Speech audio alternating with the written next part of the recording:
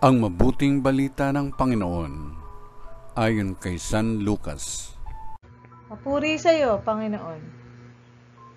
Isang araw ng pamamahinga, si Jesus ay nanyayahang kumain sa bahay ng isang pinuno ng mga Pariseo at binabantayan nilang mabuti ang kanyang mga kilos. Napansin ni Jesus na ang pinipili ng mga inanyayahan ay ang mga upuang nakalaan sa mga piling panauhin.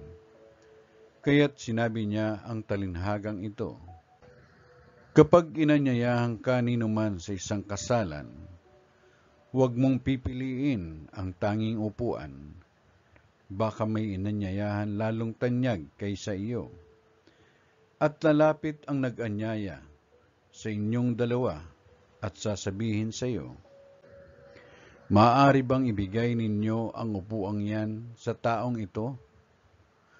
Sa gayoy, mapapahiya ka at doon malalagay sa pinakaabang upuan. Ang mabuti, kapag naanyayahan ka, doon ka maupo sa pinakaabang upuan, sapagkat paglapit ng naganyaya sa iyo, ay kanyang sasabihin, kaibigan, dini ka sa kabisera. Sa gayon, nabigyan ka ng malaking karangalan sa harapan ng mga panauhin. Sapagkat ang nagpapakataas ay ibababa, at ang nagpapakababa ay itataas. Noong panahong yun, sinabi ni Jesus sa pinuno ng mga Pariseo na nag-aanyaya sa kanya, kapag naghahanda ka, huwag ang mga kaibigan mo, mga kapatid, mga kamag-anak o mayayamang kapitbahay ang anyayahan mo.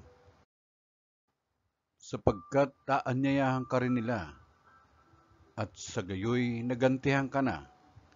Kaya kung ikaw ay maghahanda ng isang malaking salo-salo, ang mga pulubi, mga pingkaw, mga pilay, at mga bulag ang anyayahan mo, hindi sila makagaganti sa iyo. At sa gayoy, magiging mapalad ka. Gagantihin ka ng Diyos sa muling pagkabuhay ng mga banal. Ang mabuting balita ng Panginoon. Pinupuri ka namin, Panginoong Kristo.